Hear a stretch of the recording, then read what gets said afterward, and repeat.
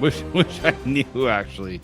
I had no idea what happened with that. Maybe didn't feel like he want. I don't know. I wouldn't say he. I don't want to put words in anyone's mouth of whether he actually wanted to do it, but Maybe something popped up. Something yeah, popped maybe up. he's working on. He had something come up and he just wasn't able to do it. But nice for Matthew Nice to be able to go and enjoy the time in Las Vegas. I'm sure that he got to do everything he wanted to do.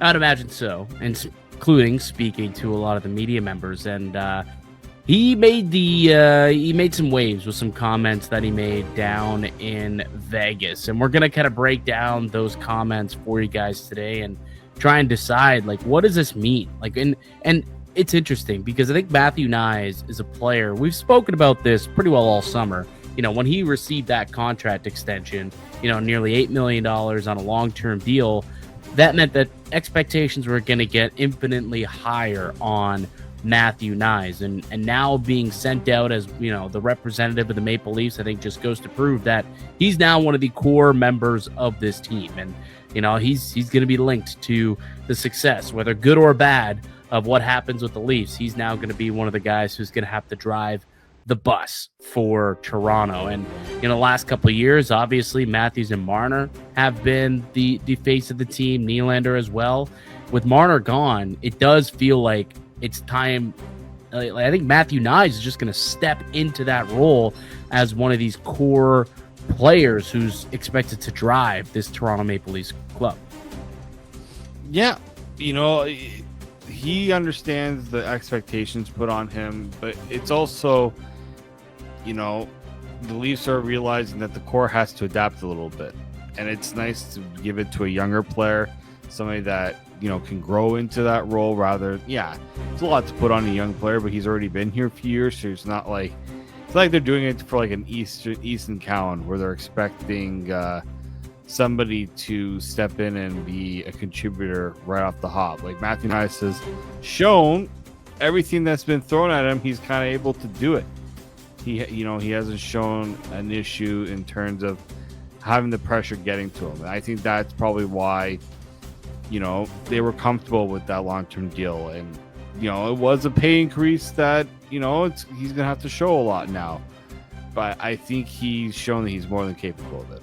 100%. And really, it's more of a just keep doing what you're doing, right? The progression will come naturally, you know, with experience. He's only 22 years old. Like, but the time he's 3, 4, 5 years into the league, he's going to know exactly what to do, how to, you know, what to do on the ice, what to do off the ice. He'll be a great leader in the locker room, on the ice. He's going to be a great Maple Leaf. I have no doubt about that.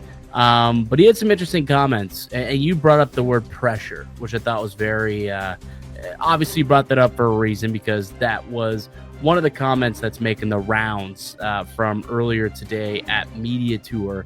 And he said, quote, "Everyone's always going to tell you the cliche that pressure is a privilege and stuff, but I think it's honestly so much fun that there's so many people so invested in our group. I'd be upset with fans if they weren't happy, or if they weren't unhappy with my game if I wasn't playing well." Matthew Nyes told Joshua Cloak of The Athletic earlier today. And that's an interesting take.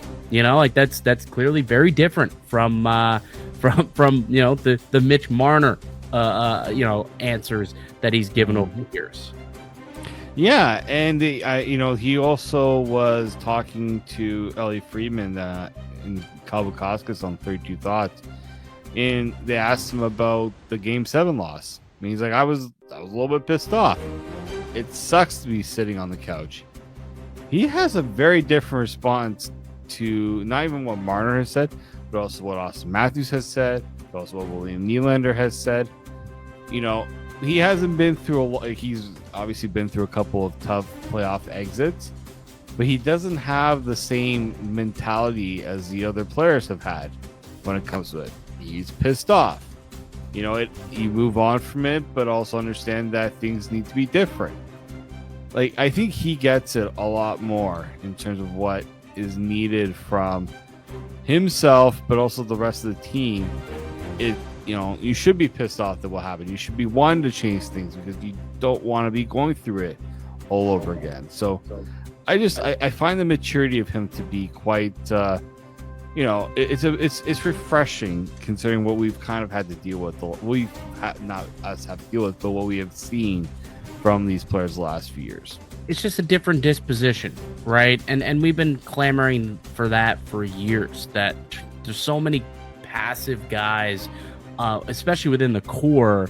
And now finally the Maple Leafs have, an aggressor in the core. They have their, Brady Tkachuk, their Matt Tkachuk. They have a power forward who can go out there and physically dominate and also dominate on the scoreboard as well, right? And someone who could go out there and play 20, 22 minutes a night and lean on you and be hard to play against. So the Leafs were looking for that. And someone who also just shows a little piss and vinegar. We've seen him drop the mitts and fill someone's face, and he can do that too if you get under his skin. So he is a very different player than what this team has had in the past in terms of core guys.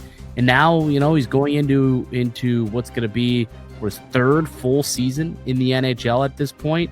I think he's ready to kind of take that leap and go from being a good player for the Maple Leafs to being, not only a core player, but an elite player in the NHL. Let's take a quick break. We'll come back.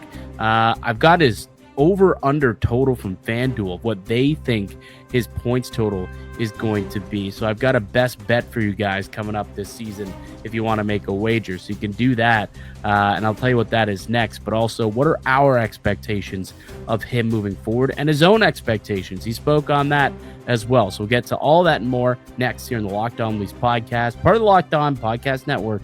It's your team every day. The NFL season is here, and FanDuel is making sure you're ready for kickoff with a can't-miss offer. Right now, new customers can bet just $5, and if your bet wins, you'll get $300 in bonus bets to use across the app.